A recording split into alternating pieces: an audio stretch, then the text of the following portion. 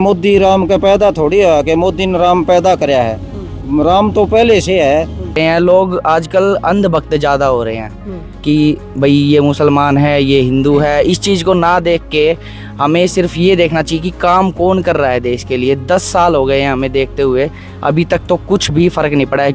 मैं बिल्कुल फ्री हूँ और पढ़ा लिखा शिक्षित, बेरोजगार बोले तो बेरोजगार हूँ मैं। दादरी के अंदर इतनी बुरी हालत है शिविर की, जो कि मतलब कहने के लायक ही नहीं है। ना ही तो हमारे कोई गलियां बनी हुई है, ना कोई शिविर की व्यवस्था, ना पानी की व्यवस्था, ना बिजली की व्यवस्था है। इतना बुरा हालत। जला बनाने से क्या, जला तो कोई भी एक नाम लेके बोल दिया ये जला है, जला की कोई फैसिलिटी हमें नहीं मिली। आज से 10 साल पहले मैंने कभी नहीं देखा कि ड्रीम 11 और IPL जैसी जो सट्टा बाजार वाली वेबसाइट है उनके मैसेजेस इतने आते हों। आज उठते ही आपके पास वही आएगा कि बिना पैसे लगाए 1 रुपए में करोड़पति बने। प्रमोट करिए, लीगली बना दिया उन साइट को। आइडियल बदल चुके हैं युवा लोगों के, वो उस तरफ जा ही नहीं रहे, वो जा रहे हैं सट्टा खेलने के लिए, जिसको सरकार ने प्रमोट किया, पिछले 10 साल में प्रमोट किया है। ये बहुत ही लालछन वाली बात है कि सरकार एक सट्टे बाजार को प्रमोट कर रही है। दूसरी बात, राम मंदिर से अगर रोजगार आता है तो राम मंदिर यहाँ भी बनवा दो फिर जी। अगर राम मंदिर से किसी का पेट भरता है तो राम मंदिर बनवा दो फिर। अगर सवाल पूछना गुनाह है और उसको विरोध लग रहा है तो हम विरोध कर रहे हैं। नमस्कार, चरखी दादरी न्यूज चैनल में सभी दर्शकों का स्वागत है। आज इस वक्त चरखी दादरी शहर से थोड़ा दूर डाणी फोगाट गांव के जो रास्ता है वहां पर हम मौजूद हैं। यहां पर हमारे साथ शहर के कुछ गणमान्य लोग उपस्थित हैं। इनसे हम चुनाव पर चर्चा करने वाले हैं कि हाल फिलहाल जो चुनावी माहौल चल रहा है, ऐसे में वो किस तरह से नेताओं के सामने अपनी मांगे रख रहे हैं और पिछले कुछ सालों के दौरान कितना विकास कार्य हुआ है। जी नमस्कार जी। नमस्कार जी। आपका नाम? सुरेंद्र जी। हाल फिलहाल चुनावी माहौल चल रहा है सुरेंद्र जी, आपको क्या लगता है कौन सी पार्टी का पलड़ा भारी है? कांग्रेस का पलड़ा भारी है और बीजेपी की महंगाई के कारण ये हाल हो रहा है। अच्छा, महंगाई की किस वजह से? महंगाई है तो गैस महंगाई, पेट्रोल महंगाई, हर आदमी पर महंगाई की, डीजल महंगाई, हर आदमी पर महंगाई की मार है। इस कारण आम जनता बदलाव करना चाहती है जी। तो क्या ये बदलाव संभव हो पाएगा? जरूर हो पाएगा, क्यों नहीं, हम लोग करेंगे संभव, और कौन करेगा। राजेंद्र सिंह महराणा। अच्छा जी, फिलहाल क्या मुद्दे हैं आप लोगों के चुनाव के दौरान? अब नेता वोट मांगने आ रहे हैं, क्या सवाल पूछ रहे हैं? हम सवाल ये पूछ रहे हैं भाई 10 साल से MP कौन है, हमें आज तक दिखाई नहीं दिया।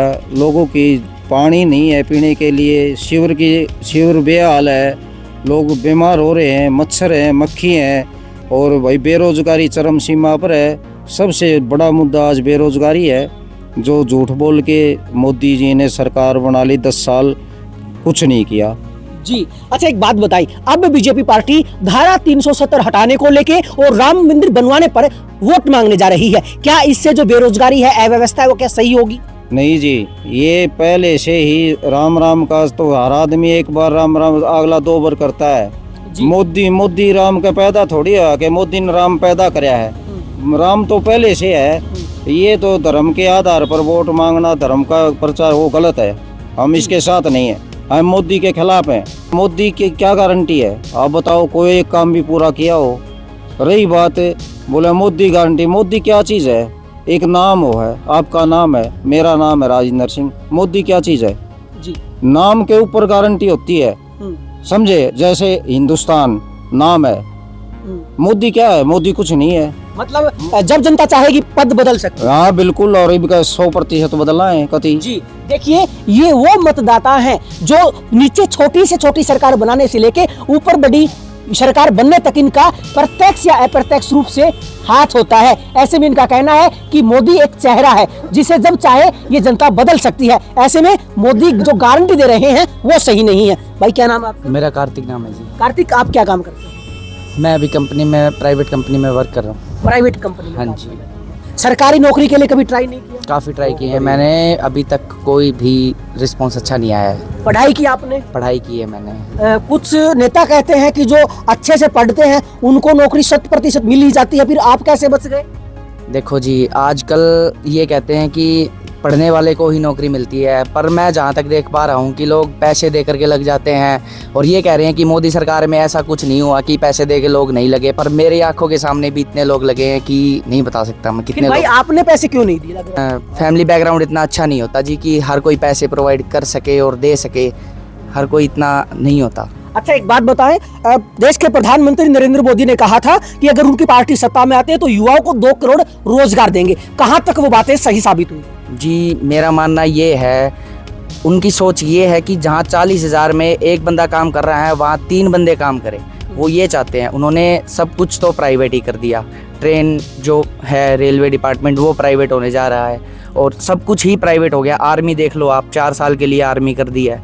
सारी चीज़ें ही लगभग प्राइवेट होती जा रही हैं। तो मतलब एम्प्लॉयमेंट ख़त्म होती जा रही है, जिससे कि लोगों को प्राइवेट सेक्टर की तरफ भागना पड़ रहा है। मतलब निजीकरण से कहीं ना कहीं रोजगार कहीं ना कहीं कम हो रहे हैं और हम भी यही देख रहे हैं। लोग आजकल अंधभक्त ज़्यादा हो रहे हैं कि भाई ये मुसलमान है, ये हिंदू है। इस चीज़ को ना देख के हमें सिर्फ ये देखना चाहिए कि काम कौन कर रहा है देश के लिए। 10 साल हो गए हैं हमें देखते हुए, अभी तक तो कुछ भी फ़र्क नहीं पड़ा है। कोई भी MLA बनता है, कोई भी MP बनता है, बनने के बाद कोई नहीं दिखता है। बनने से पहले सब दिखते हैं, सब वोट के लिए आते हैं कि कैंपेनिंग करेंगे, सब कुछ करते हैं, पर वो बाद में कोई नहीं दिखता है।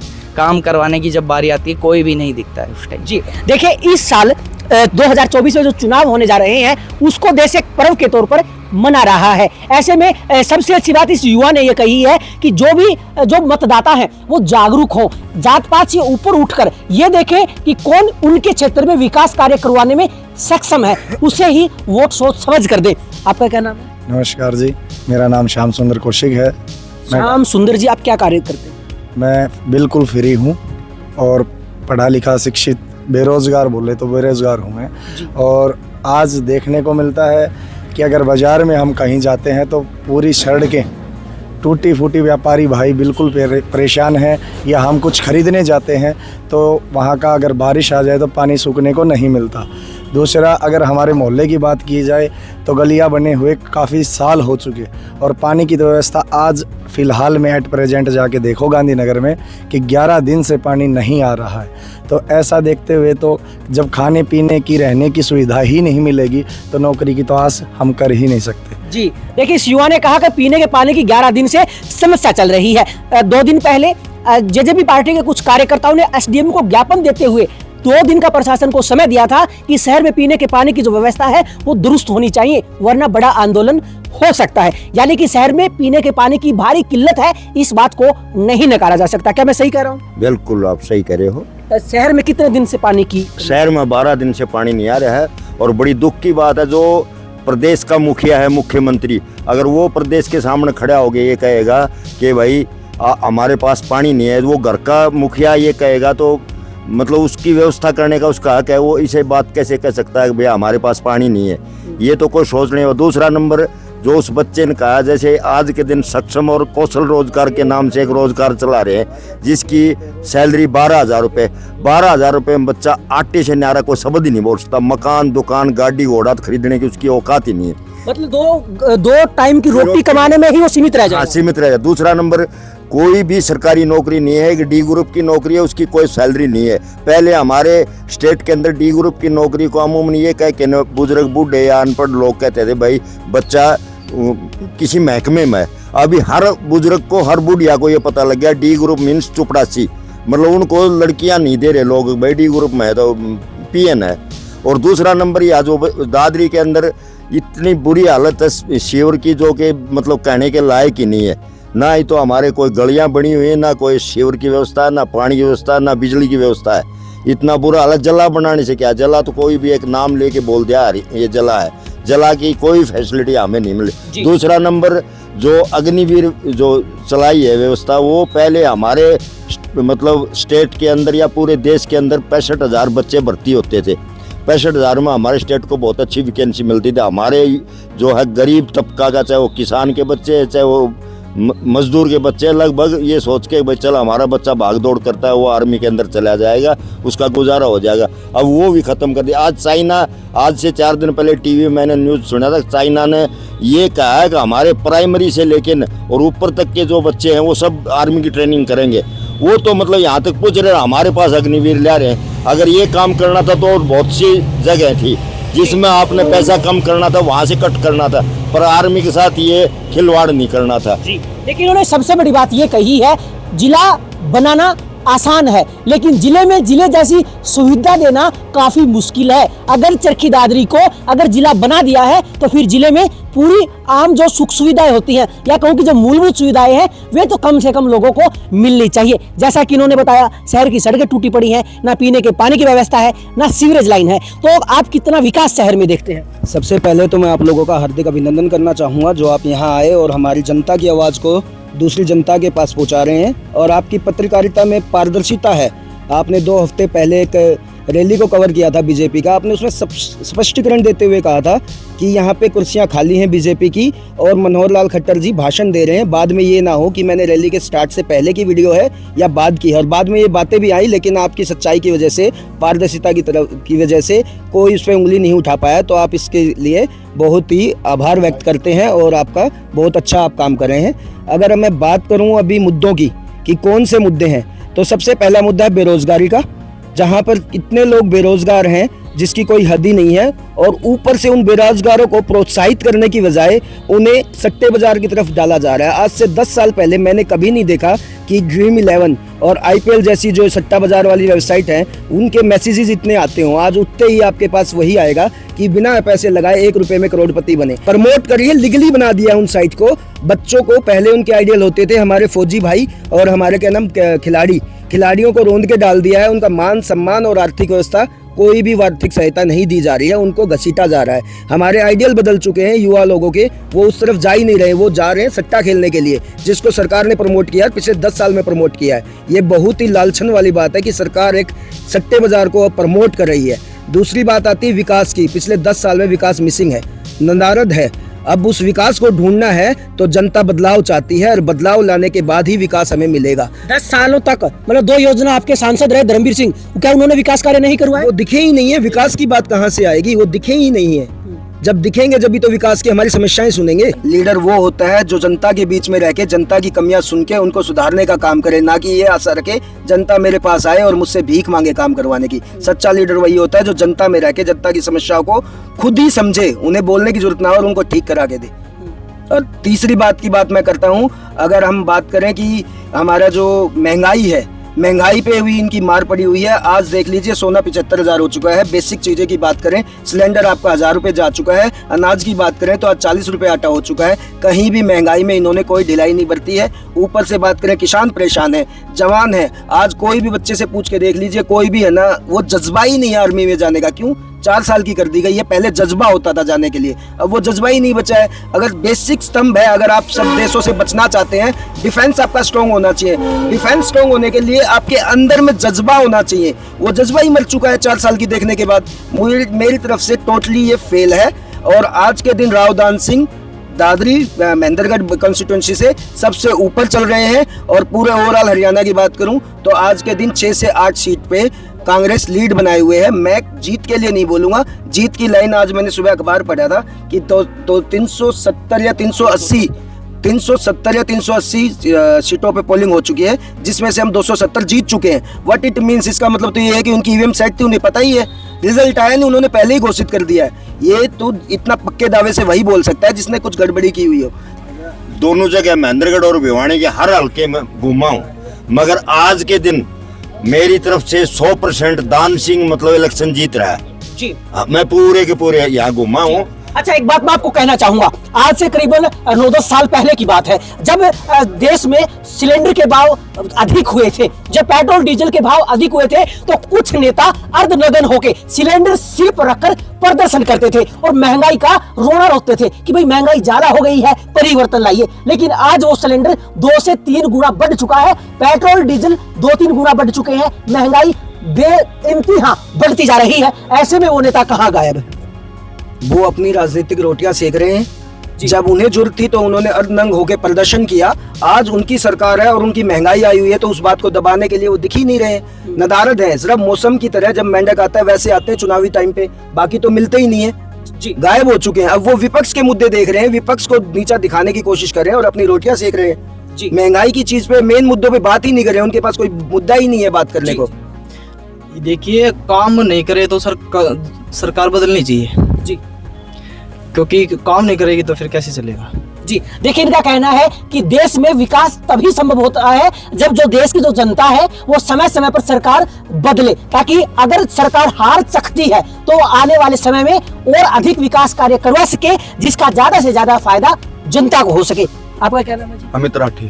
अमित जी, आप क्या काम धाम करते हैं? मैं फिलहाल LLB कर रहा हूँ, प्रैक्टिस कोर्ट में चल रही है अभी। कोर्ट में चल रही है। ये युवा कह रहे हैं कि रोजगार नहीं बचा, पढ़े लिखे होने के बावजूद भी बेरोजगार है। आपको क्या लगता है, क्या वास्तव में रोजगार नहीं? बिल्कुल सही बात है सर, क्योंकि मैंने कल ही एक न्यूज़ देखी थी, अग्निवीर के जो अंकल जी बता रहे थे, पंजाब में कुछ एक गांव में एक शहीद हो गया, ठीक है, उनको छोड़ने के लिए सर 2 फौजी भाई आए थे और प्राइवेट एम्बुलेंस लेके, और उनके कर्नल ने ये बोला था कि इनको शहीद का दर्जा नहीं दिया जाएगा। तो इसका मतलब क्या हुआ सर?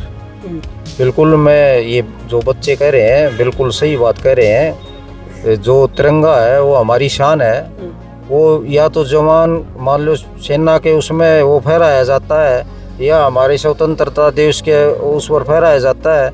ये तो जगह जगह जिस तरह मान लो कहीं गलियों में कहीं कहीं, ये बिल्कुल अपमान है। चलिए कुछ और लोगों से बातचीत कर लेते हैं जो फिलहाल चुनावी माहौल चल रहा है, ऐसे में नेताओं से क्या वो सवाल पूछते हैं और आने वाली सरकार से क्या उम्मीदें उनको हैं। जी नमस्कार। नमस्कार। आपका नाम? कपिल नाम सर, गांव ढाणी फोगाट है। आप ढाणी फोगाट गांव से? जी। आपके गांव में अगर गांव की बात करें तो कितना विकास कार्य हुआ है? नहीं, विकास कार्य क्या हो गया सर, गलियां बनाने से अगर रोजगार आते तो फिर सब गलियां ही बनाने लग जाते। जी। हमारा मेन मुद्दा जो है वो बेरोजगारी है। बेरोजगारी 0% है, 0 से भी नीचे है। 4 साल के लिए फौज कर दी, अब गोली खाने के लिए आगे कौन आएगा बताओ आप? 370 हटा दी, क्या हटा दिया? संशोधन क्या है? हर सरकार करती है 370 का। जी। जहाँ भी संविधान में त्रुटियां आती हैं उसको बदलने के लिए कुछ क्या बोलते हैं, इशूज को बदलने के लिए उसको अनुच्छेद तो करना पड़ता है। हर सरकारें करती है, इन्होंने क्या नया किया सर? जी। आप राम मंदिर का मुद्दा है कि राम मंदिर बनवा दिया, जो 500 साल पुराना मुद्दा चल रहा सर, है। ऐसा है, राम मंदिर से अगर रोजगार आता है तो राम मंदिर यहाँ भी बनवा दो फिर। जी। अगर राम मंदिर से किसी का पेट भरता है तो राम मंदिर बनवा दो फिर। क्यों धर्म के प्रति लोगों को उत्साह रहे हो आप? अच्छा, आपके क्षेत्र के सांसद धर्मवीर सिंह, वो आपको कितनी बार नजर आए आपके गांव में? शहर नजर तो आता ही नहीं, ये नजर नहीं आते। नजरबंद तो खुद है ये, नजरबंद तो है ये, तभी तो इलेक्शन लड़ते हैं। तो फिर उनका कैसा माहौल चल रहा है? ना कुछ नहीं है, 0 है। किसका? धर्मवीर सिंह का। दान सिंह बिल्कुल नहीं, मैं सपोर्टर हूँ, नहीं मैं वोटर हूँ उसका।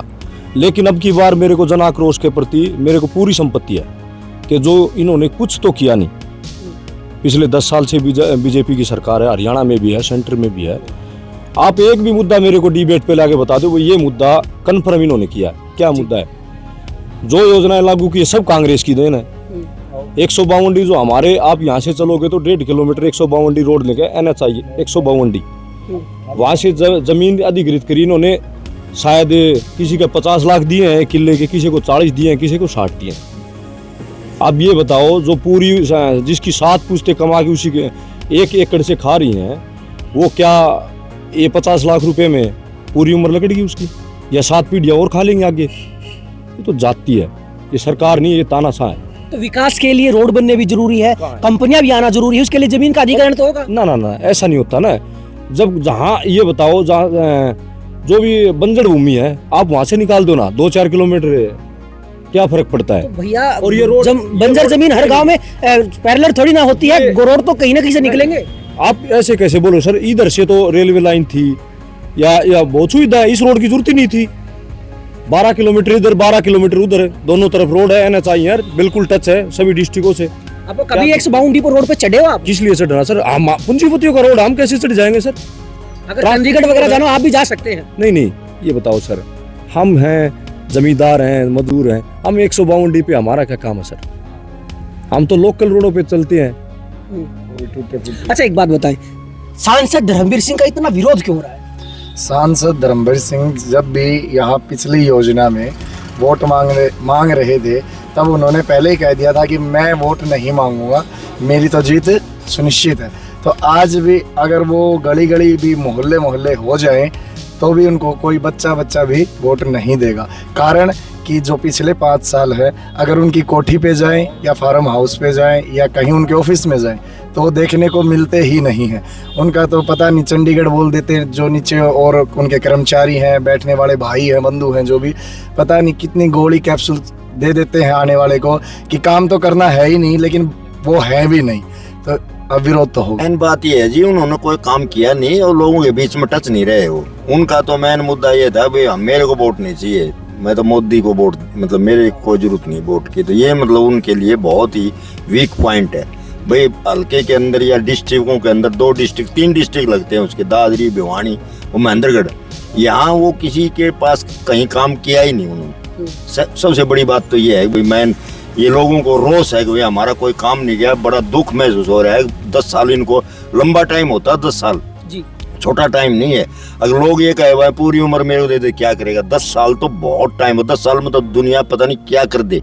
विरोध नहीं, उनसे सवाल पूछे जा रहे हैं उन्होंने पिछले 10 साल में क्या किया गया, वो जवाब नहीं दे पा रहे और वो उठ के जा रहे हैं, तो विरोध लग ही रहा है ना। हमारा हक है उनसे पूछना कि हमने आपको चुना था 10 साल, हमने एक बार नहीं 2 बार मौका दिया है, विकास का बताइए आपने क्या किया। अगर सवाल पूछना गुनाह है और उसको विरोध लग रहा है तो हाँ, हम विरोध कर रहे हैं, इसमें कोई गलत नहीं है। अगर हम किसी को चुन के लेके आते हैं हमारे ऊपर और उससे अगर हम काम नहीं होता और हम अपने सवाल पूछते हैं और वो जवाब देने में असमर्थ हैं, दैट मीन्स उन्होंने काम नहीं किया। अब वो उसको एज ए विरोध समझे या हमारे सवाल समझे, वो उन पे डिपेंड करता है। हम तो सवाल पूछेंगे जी। देखिए, इस वक्त चरखी दादरी में मैं मौजूद हूं और काफी गणमान्य लोगों से हमने बातचीत की है। देखिए, जो नेता हैं वो देश पर राज करने के लिए नहीं होते, कहीं ना कहीं जो आम लोग हैं वो इसलिए उन नेताओं को चुनते हैं ताकि वो देश का विकास कार्य करवा सके। और नेताओं को भी शायद अब धीरे धीरे समझ जाना चाहिए कि वो राज करने के लिए नहीं है, बल्कि वो जनता के भेजे हुए वो नौकर हैं जो उनके लिए काम करने वाले हैं। हालांकि धीरे धीरे समय लगेगा, परिवर्तन होगा